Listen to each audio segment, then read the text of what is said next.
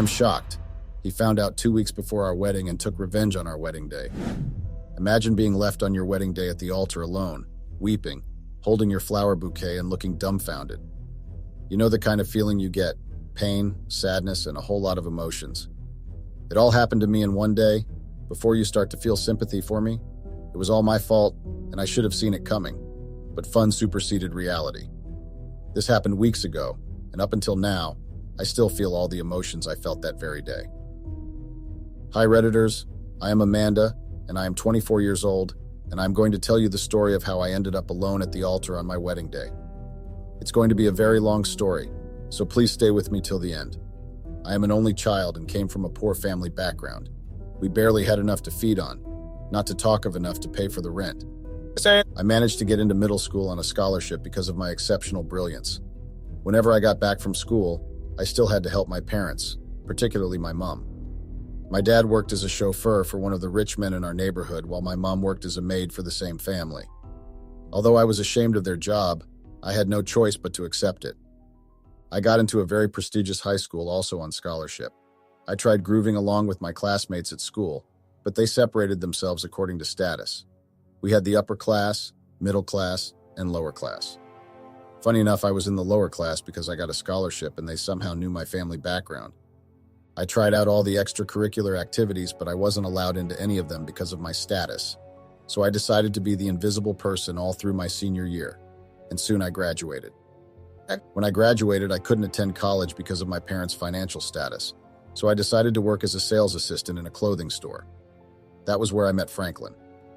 I had just started working my night shift when this lady came in saying she wanted one of the most unique and exquisite designs we have in the store. I showed her our latest designs and told her if she orders for it today, it would be delivered personally to her address and requested for the address. She gave it to me without problem and gave me her credit card for payment. Unfortunately, while she wanted to hand it over to me, it fell, and that is when she went ballistic, calling me all sorts of names and passing disrespectful comments at me. I stood silently and just kept on apologizing. While others in the store just stood and watched, Franklin decided to step in. He gave an earful to the lady. She was embarrassed and left the store immediately, saying that she wasn't going to come to our store again. I was thankful to him for his help, and he told me to learn to stand up for myself. He also complimented my look and said he felt sympathy towards me, and that was why he decided to help me. He also introduced himself and told me that he was into real estate and has a company of his own. From then on, our friendship started. He started coming more often and sometimes waited for my shift to end and dropped me home. I told him that I wasn't able to go to college because of my family background. He felt pity towards me and said he decided to help me with my college. He sponsored me throughout my college days, and after 4 years, I was done. On my graduation night was Franklin's birthday, which of course I was invited to. When I got there, he couldn't take his eyes off me and told me how pretty I was. Immediately at that spot, he asked me to be his girlfriend. I hesitated at first, but later gave in. We sealed it up with a kiss. I started searching for employment and wanted to start going for interviews. Franklin, however, told me not to bother myself and come and work for him at his company, since he needed a secretary to take care of some of his work. It was a win-win situation. I started working with Franklin immediately. He had a partner in his office who was also the co-owner of the company named Clark. He introduced us to one another and I immediately clicked with him. Soon I started working with both of them and things were going great in all our lives. I later moved out of my place and moved in with him as he requested.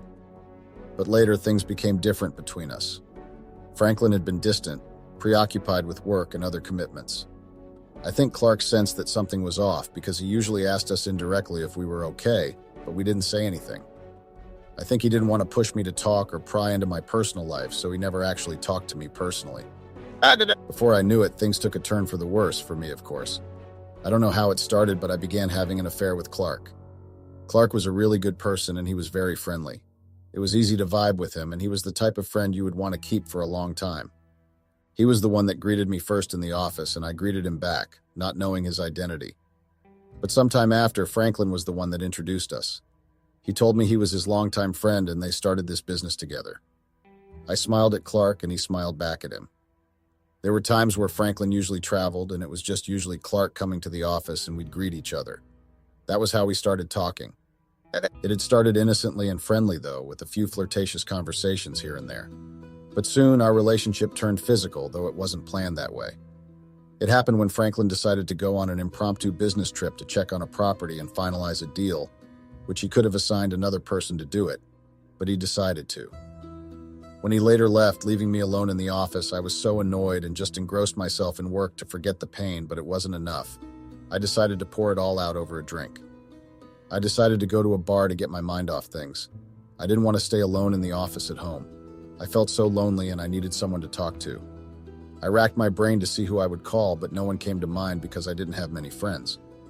I went to the bar and asked the bartender for a few drinks. I was feeling a little tipsy when I heard a familiar voice call my name. I looked up and saw Clark, and the look on his face was either concerned or worried. I couldn't tell, but I felt like I was imagining it because I was drunk. He asked me if I was okay, and I just smiled and nodded. I took another shot, and I was about to take one more when Clark stopped me. He told me to stop drinking because I was already getting drunk. I also felt like I was getting drunk because I am a light drinker, and I hadn't even drunk up to 5 shots. I told him to leave me alone, but he didn't answer. He was holding my hands, and I think it was because I was drunk, but I was feeling a certain type of way. I wasn't getting enough touch from Franklin. It had been a long time since we had actually slept together and enjoyed each other.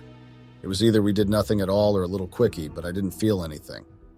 I think Clark realized he couldn't stop me, so he decided to sit with me and drink with me. He asked me what was wrong, and I didn't want to say anything at first, but I began spilling out how Franklin didn't have my time anymore and I felt lonely. Clark said he understood, and when Franklin got back from his trip, he would talk to him. I wanted to tell him not, but I didn't have the strength. I kept drinking, and Clark saw that I couldn't even stand anymore, so he stopped me. He told me it was time to go home, and I protested. I finally agreed with him, but I told him I could walk and didn't need help. I stood up and almost fell down, but he caught me and just laughed at me. He said if I was going to drive like this, I was going to get in an accident. He didn't drink much, so I'm guessing he was just a little tipsy. So he decided to take me home since I had my keys. When we got home, he placed me on the bed, but my arms were still wrapped around him. At that moment, I needed someone, and I didn't want him to leave. So I did the next thing that came to my mind. I still blame the fact that I was under the influence when I put my lips against his. I thought he was going to push me back, but he gave in and he kissed me deeply. It felt like heaven, and I didn't want that to end. Our clothes were off, and before I knew it, we ended up sleeping together. Although I didn't remember much, I knew I was the one who initiated it, and I wouldn't deny that he was very good in bed, and that was one of the best feelings I'd had. The next day when we woke up, we both felt weird and guilty, and for some reason I didn't regret it. I knew I wanted it, and I blamed Franklin because he never had my time and had slept with me for a very long time. Clark was feeling guilty for betraying his best friend. I know this because he told me and said he wanted to tell Franklin, but I told him not to. I was indifferent about the whole situation. I told Clark not to worry, and we didn't need to tell Franklin about this. It was his fault anyway, as he engrossed himself in work instead of giving me the attention I yearned for. I found myself wanting Clark more in a way that I never thought. It was weird. I couldn't help myself from having feelings for him. Deep down at first, I felt guilty for cheating on Franklin, but it was too late. Clark was giving me more things than Franklin was. He swept me off my feet, showering me with attention and affection that I had been missing in my relationship with Franklin. I kept trying to meet up with Clark, but for some reason he was avoiding me. One day, Franklin later decided to take me on a lunch date at a cafe where he suddenly proposed to me. I could have said no and ended things, but I still loved Franklin too.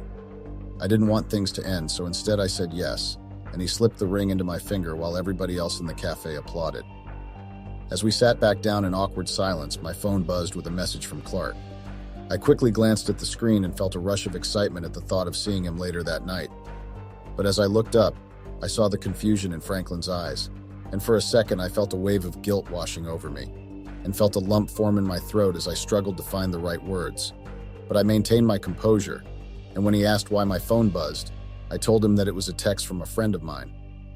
He knew I had no friends and even got more confused, but I told him that I made friends with one of the office staff. He told me that he was happy I did and gave me a big smile.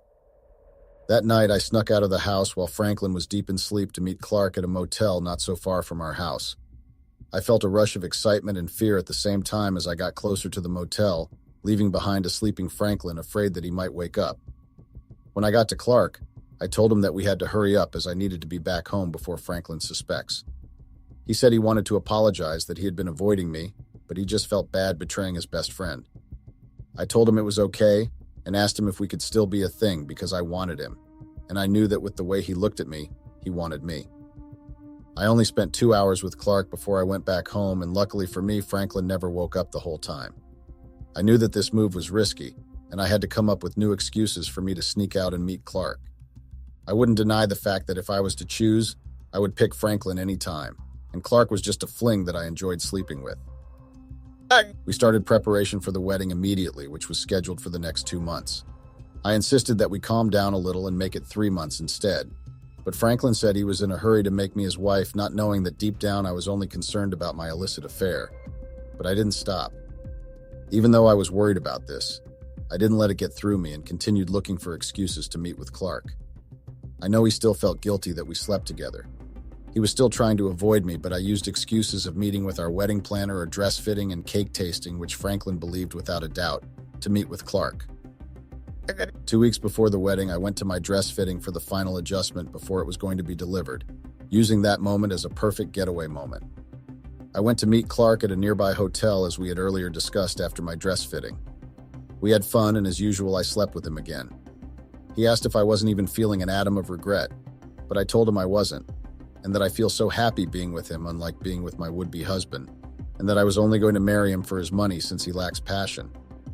I was so happy that everything was falling in place, and I was getting everything I wanted, someone to satisfy me and someone that also had money, thinking Franklin would never find out about the affair, but little did I know that trouble awaits me. D-Day finally came. I woke up feeling so excited and happy that the day I was waiting for finally came. I took my bath, moisturized my skin, and literally doused myself in perfume. I styled my hair so nicely and did a very light makeup for myself. I wore my beautiful long white gown adorned with pearls around the waist and neck and set out to the venue. I got there, but Franklin wasn't there yet. I was scared, thinking something bad had happened to him, but I was calm after I saw him a few minutes later walking majestically. Franklin came in dressed in a nice tuxedo and looking dashing. I couldn't take my eyes off him, and the same could be said about him.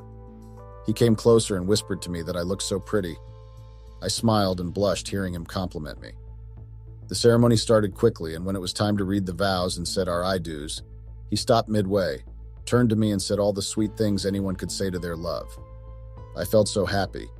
Then he said that before he finished saying his vows, he had a surprise for me and I should enjoy it. I smiled, thinking that it was something nice, not knowing that it was doomed for me. He called the attention of everyone, and when he got them, he acknowledged the presence of both our parents and close relatives, including his friends. He told them about our first encounter and how it was love at first sight, and also our journey so far. He then said that he had a video to share. He gestured to Clark, and there was a big screen displayed at the back of the hall and a video projected towards it. To my utter disbelief, it was the video of my last meeting with Clark. I was dumbfounded, and everyone looked at me with disgust and disappointment, especially my parents who had high hopes for me. I couldn't say anything and just stood there frozen.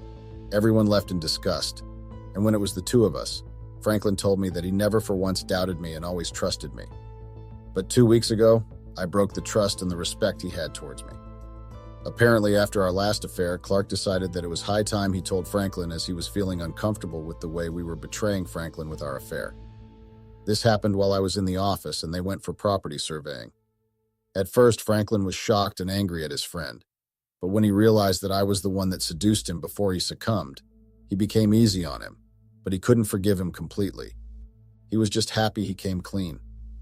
It was then Clark gave the recording he took of us in our last affair to him, which included the part I said I was only going to marry him for his money.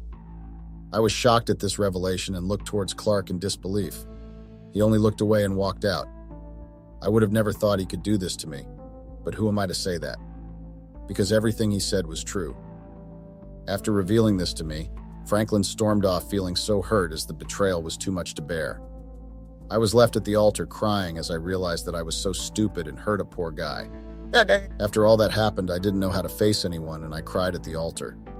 I don't know how many minutes passed, but I ran out and went back home to Franklin's house to see if I could beg him to forgive me, because I couldn't lose everything when I just got it. Franklin was not around as expected, so I waited for him, but he didn't come home that day. I feel bad about what I did, and everything started hitting me that I was a monster for even breaking apart a friendship. Update. After the incident that happened, Franklin's finally showed up at home. I immediately got on my knees, not caring about anything, and I asked if we could start again, but he told me that he could not, because he can't overlook the fact that I had an affair even when I was preparing for marriage, and that too with his best friend. He told me that he was hurt and betrayed and his trust had shattered beyond repairs. I looked down in guilt and cried, holding his feet and begging him to give me another chance. He carried me up and told me that he truly and deeply loved me, but he couldn't give me another chance anymore, so he asked me to leave. I left in shame and decided to meet with Clark and maybe reconnect with him. When I got to his house, I started talking to him to confront him, and he said I had no shame. I told him why he went to betray me and tell Franklin about us, but he just shook his head and asked me if I could hear myself. He said I sounded like I didn't care about anything but myself. I know he was right, but I couldn't say anything about it. I asked if we could go back to how we were, but ignored me and asked me to work on myself. I didn't want to lose everything, and I told him to forget about it and let's move on with our lives, and maybe I could start all over again with him. He laughed and told me that he wouldn't allow that to happen, shouting at me that I had lost my sense of reasoning and self-respect. He also told me never to contact any of us again, as they had cut ties with me. I was also fired from work and told me not to bother meeting Franklin because Franklin already called him and said he didn't want to talk to me. He also told him to tell me that he had already asked someone to bring all my belongings to my parents' place. I felt like I had been stabbed multiple times, and the pain I felt became unbearable. He told me to leave his apartment and shut the door in my face. I took a few steps forward towards the elevator, and his words started ringing again in my head, and I fainted on the spot. And when I opened my eyes, I was in the hospital with Franklin with me. I felt happy at first, thinking he had forgiven me, but he said he only helped me for charity, and that he was only here because he was called by whoever helped me, as his number was on speed dial. He then left me, and I never heard from him again. When I recovered, I went back to my apartment, but my parents kicked me out, saying I was old enough. But I know it was because they didn't want the rumors of what I did to spread around in their workplace and give them problem. I had nowhere to go, and I had no money because I spent them all on clothes and shoes and things that are useless. I tried selling my belongings, and I got this little apartment. I was left alone, racked with guilt and shame. I knew that I had made a terrible mistake, and I had to face the consequences of my actions. In the end, I was left with nothing but regret and sorrow. I had lost my husband, my family, and my self-respect all at once over a stupid lust and passion. I knew that I would never be able to undo the damage I had caused and vowed to never make the same mistake again. But isn't it too late? As I lay in my bed, my heart heavy with remorse, I realized that some sins could never be forgiven, no matter how hard you tried to make amends. Betrayal has a way of tearing lives apart, leaving nothing but broken hearts and shattered dreams. I learnt my lesson the hard way, and now I would carry the weight of my actions for the rest of my days. I would advise that no one tries to pull the stunt I just did, else would end up where I am today or even worse.